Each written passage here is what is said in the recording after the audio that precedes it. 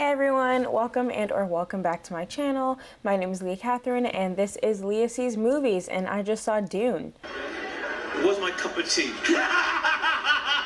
Alright, I'm going to try to keep this a bit shorter just because this is a day and date release on HBO Max. I figured if the story really drew you, or if you just are a fan of Denis Villeneuve and are definitely going to watch it, you have the option to see it right there on your own TV. I will say I saw it in IMAX in a theater, and because the visuals were the best part, I think I got the best of the experience. But if you watch it at home, you do have the option to put the captions on, which is equally valuable because I could not understand anything anyone was saying. So is it worth it for the visual spectacle? Maybe. Is it worth it for the plot? Not to me. It's kind of an Avatar situation from back in the day, but at least I will say for Avatar, I think there was a lot more shock and awe of the beauty of the screen than there was for me for this movie. Dune is the second adaptation of Frank Herbert's book of the same name, directed by Denis Villeneuve, and I apologize in advance because when I give this plot summary, I will be looking down to confirm names because I did not internalize most of them.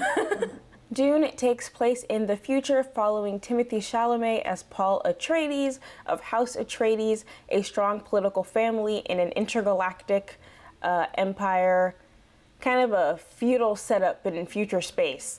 House Atreides is gifted the desert planet of Arrakis, which is rich in spice, which is exposition dumped to be described as something that's a hallucinogenic but also a natural resource that is vital for space exploration. He who controls the spice controls the empire.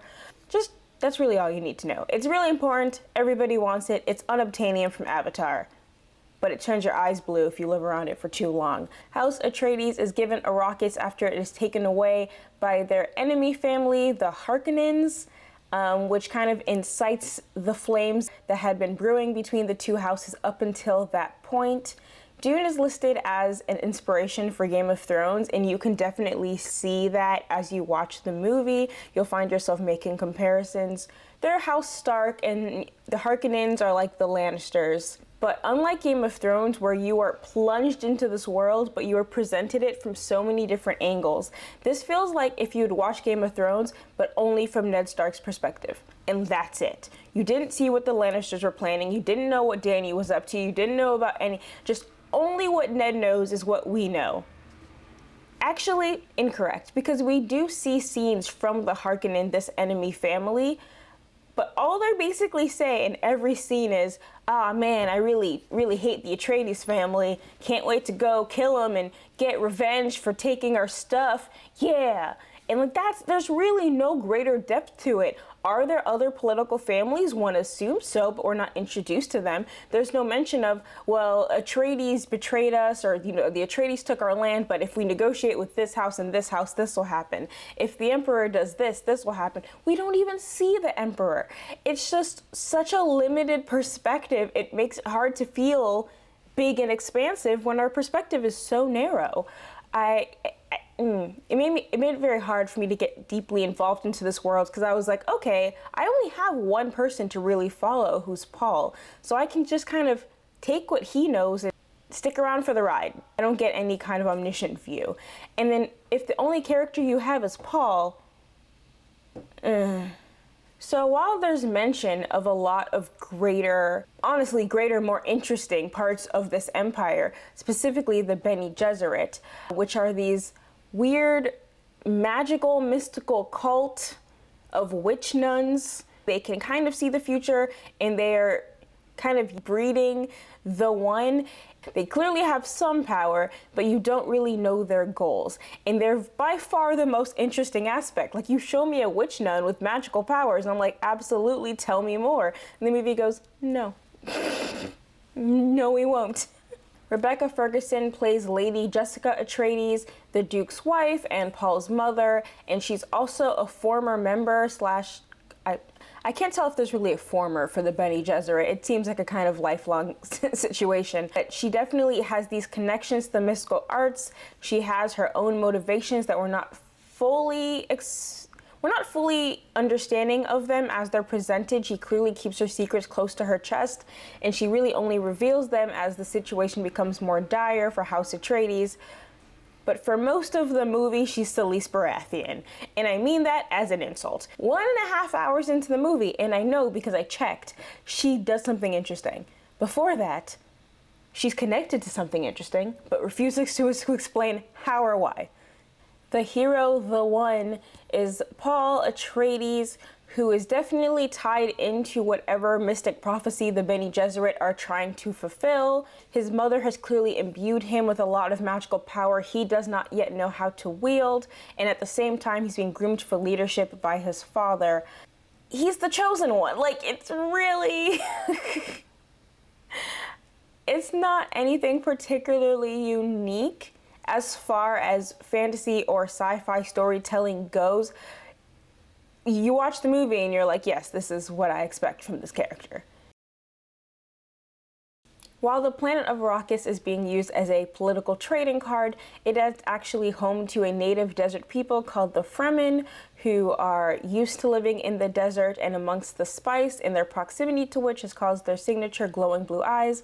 Like most colonization stories, the bad guys are the Harkonnen family, who want to steal the resources and kill the natives, or the Atreides are the good guys because they want to steal the resources but be like friendly to the natives.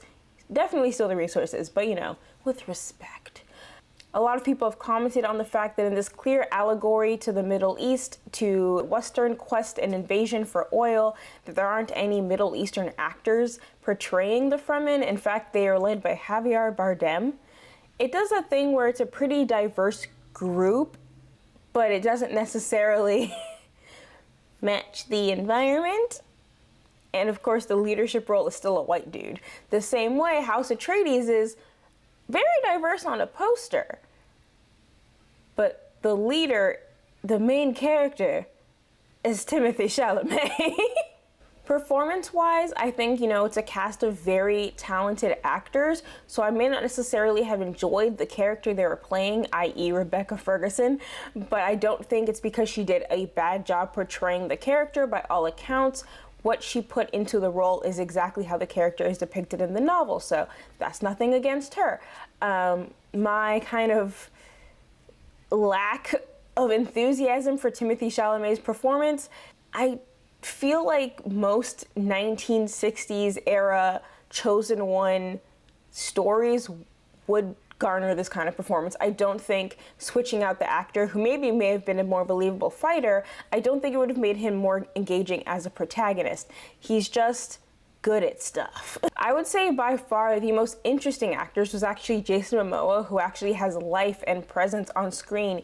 He not only has severity and loyalty to House Atreides, but he has fun and he laughs. And I don't mean, haha, he makes jokes. I mean, he feels like a person who isn't dour and dry. Like, he feels like someone who has experienced many lives. He can be serious, he can be scary, he can have fun.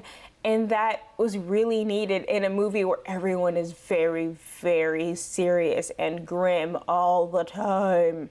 Similarly, Sharon Duncan Brewster plays Dr. Liet Kynes, who is an ecologist for Arrakis and used as the transitory person to explain to House Atreides how to begin the mining of spice on Arrakis. And she, again, had many layers. She had charm on screen. I immediately was like, I want to see more of her. Well, I wanted to see more of her. In the realm of big budget film epics, Lord of the Rings is an obvious comparison, but I think this movie falls pretty severely short of that because it does not feel like a full movie. And while there's nothing wrong with being a part 1 of 2 or 3 sequels, trilogies are the norm, the first movie should still be the first story in a greater story. This doesn't feel like a complete arc. This literally feels like a 2.5 hour first act. By the end of the movie, the hero reaches his lowest low and he has to go on to build anew. That's the beginning of the story. Like, we ended at the beginning, and while it seems a sequel is guaranteed, whereas before release it really seemed up in the air, that doesn't make this feel fulfilling. This movie ends and you go, oh, okay, fine. I saw some people say, well, I mean, you could say that about Infinity and Endgame, but no. If you took Infinity War and you just only saw Infinity War, the movie ends with the heroes losing. And that could be an end. A horrible one. We'd be sad about it, but that would still be the end of a story. It would feel like a complete story. If you watch the first Lord of the Rings movie, yes, obviously there's more. But there is a complete emotional arc for all of the characters. They go from A to B. We see how they got there. Some characters die in the way, but there is growth. This doesn't feel like that. We're just starting to get to the point where this character needs to start to grow, and then the movie ends. Like, this is a movie where if there is no part 2, there is no complete story. There is no satisfaction. Even if you take a much, much worse movie, the Percy Jackson movies, for example, the first one is not a good movie, but it is a complete story. If you know anything about Percy Jackson, you know that there's a lot of things left out. There's a much greater story. There's Kronos, there's this, there's that. But it is something you could watch from beginning to end and have had a story told to you. This is not that, and it is very disappointing to me because it's like, you know what? I could have just waited till the second movie came out and just made a day of it. At least then I would have had something told to me that feels complete. While I wasn't in love with the plot, what you can never say is that Denis Villeneuve does not bring the visuals. It is a gorgeous movie. It's very gray at first. I was a little scared. I was like, oh no, it's the Green Knight again. They told me it's epic, but they just meant gray. But it does get better. Finally.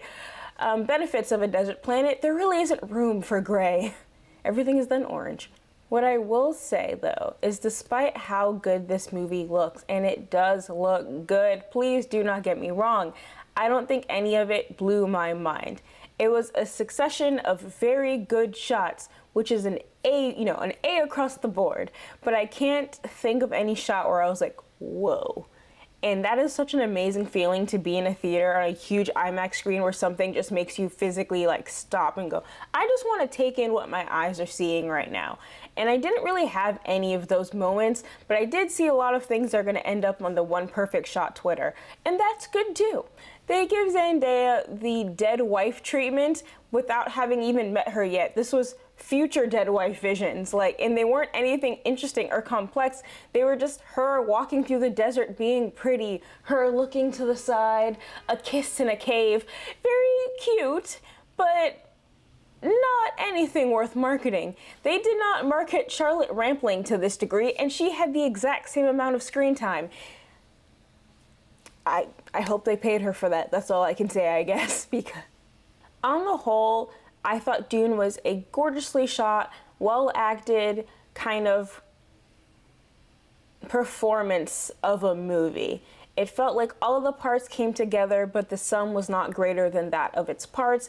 It did not reach the heights of a Lord of the Rings or even a Game of Thrones for me because I didn't care enough. I did not get invested in these characters enough to care about their fates, to care about where they're going in the future. As far as the whole plot, I do think whatever Dune 2 turns out to be, it might be like, oh, as a half a story, I wasn't really into it, but now that I can finally see the whole thing, when I can see a complete narrative in conjunction with a beautiful aesthetic, maybe that'll feel like something that I want to rewatch. For now, it was pretty.